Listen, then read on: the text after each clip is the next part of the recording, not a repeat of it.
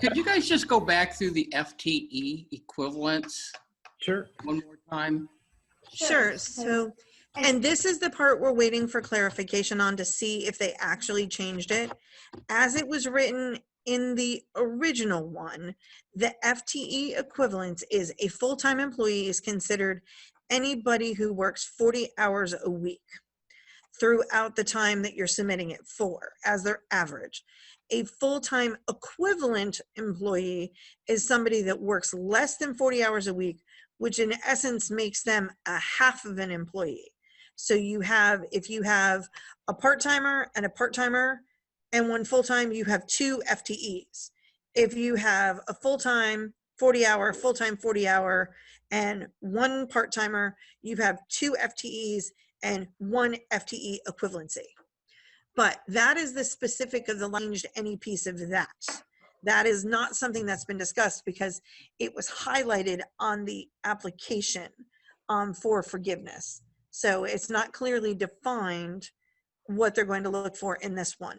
It may be it's not defined because they're not changing it, but until I actually see inked Payroll Protection Flexibility Act, here's the verbiage, I'm using caution on that one.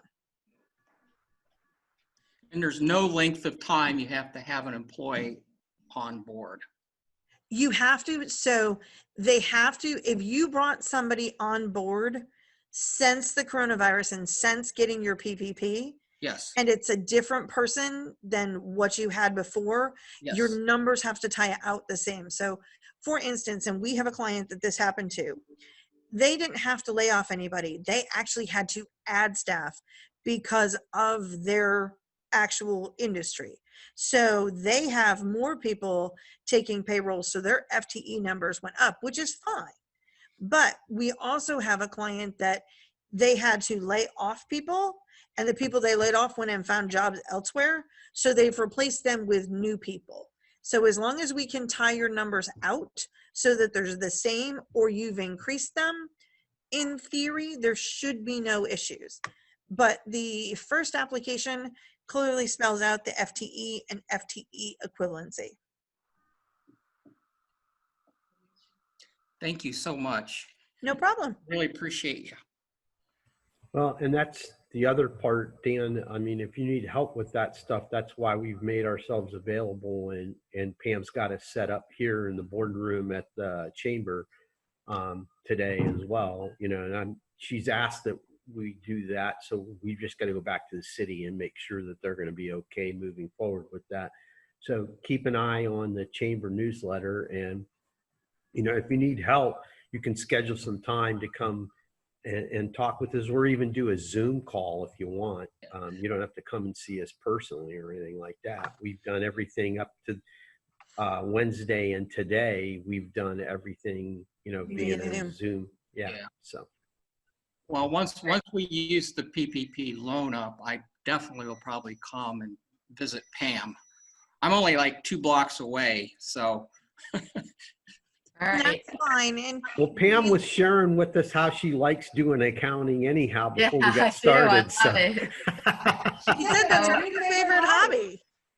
she can tie you with us. We're chamber members now, so we're happy to help out however we can.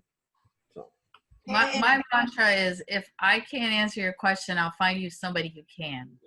That's exactly right. That's our mantra too. It's how Right. you build your network.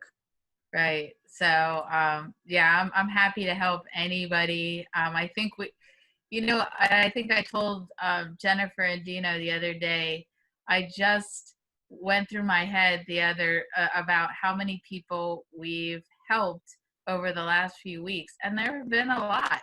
There are a lot of people that we've touched, you know, a few at a time, but it's good. And that's what we're here for. And have you applied for the Pinellas Cares Grant also, Dan? No, we have not. We'll do that. What was your industry? What is your industry, Dan? We're in the healthcare industry. We actually have dietitians that consult to nursing homes, assisted living facilities. Were you shut down? Was your business deemed non-essential by the state? Well, first of all, the consulting practice is actually out of Ohio principally. We Okay. were considered essential workers. However, a number of the facilities would not let our dietitians into their Right. areas, which meant that they had to work remotely from home, which means, their hours were cut down drastically. So, Understood, but the simple fact, by the simple fact that you were deemed essential, the Pinellas County CARES grant isn't available. But there is, and I'm going to put the link on the next newsletter. They are doing a survey right now for the next round.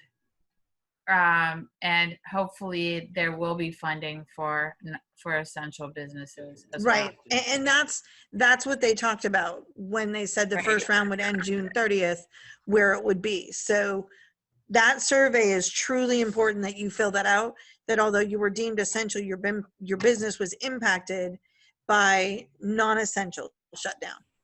The other thing you may consider as well is if you do a quick analysis and just determine, if you feel like that the business was impacted, in other words, if your revenue was affected, then you may qualify for like EIDL or something like that as well. So those may be the other one. That's right. EIDL is It is closed. closed to because of unless you're agricultural right now. agriculture, right.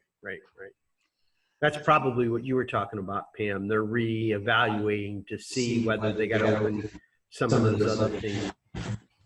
Right, but I know that the one that I filled out the other day was from the county. It's Yeah, no, trying- Pinellas County is revisiting it too, Yeah, to see, because one of our other clients got that, so. right. I didn't see- And I would just keep looking. Like I post every link I can possibly find out there for where there's funding available. There was a U.S. Chamber grant. There were, I figure why not try it? Absolutely. Right. what did you call it? The Pinellas County?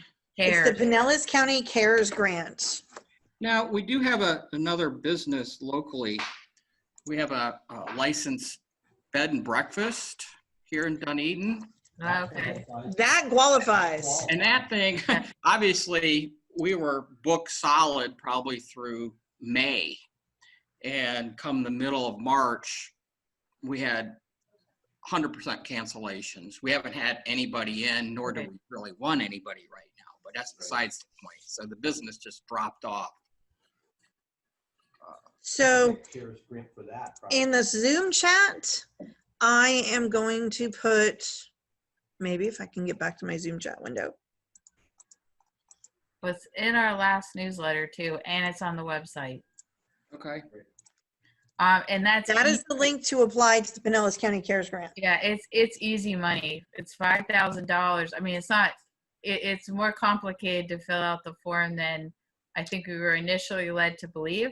But that's what Jennifer and Dino are here to help us if we need it. But I have heard of no one not getting it who qualifies. So it's just All right. file for it. Get the money. Get your money. I'm just going to say, just virtue of the fact that it's a bed and breakfast and you guys are shut down, that's what that was meant for. Right, there was specific Yep. group of people, If you had so. to shut down, you still had bills that you needed to pay and everything else, that wasn't your choice. So they were making those dollars available. Now, the link I gave you to the Pinellas County CARES grant has a registration button on it and a login button. If you've never created an account with Pinellas County CARES program, you need to register first. It's up there on the right because it automatically comes up for you to log in. So click the word registration and it'll take you to the registration page to register your business and get the application. Super. Awesome. And you reach out if you need anything. Absolutely, yeah. Yeah. Absolutely. All right, guys. All right. Thank you so much. All right, thanks. All right, thanks. Bye-bye. Bye. Have a good weekend.